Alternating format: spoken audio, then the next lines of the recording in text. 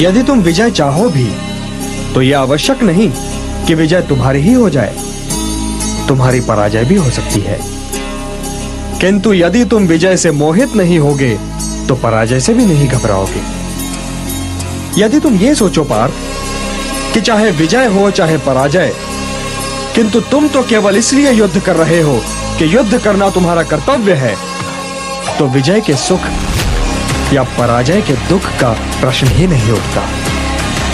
और जो न विजय से सुखी हो और न पराजय से दुखी, वही स्थित प्रज्ञ है। इसलिए हे पार्थ, कर्म के प्रतिफल की चेष्टा न करो, तुम तो केवल वही करो जो तुम्हारे वश में है, अर्थात अपने धर्म का पालन करो। यही कर्मयोग है पार्थ, यही कर्मयोग है।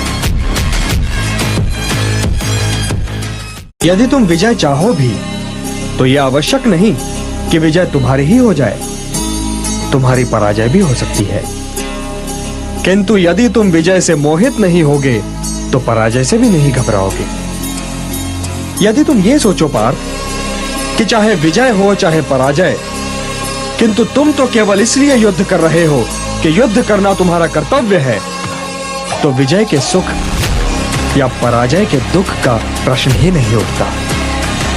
और जो न विजय से सुखी हो और न पराजय से दुखी, वही स्थित प्रज्ञ है।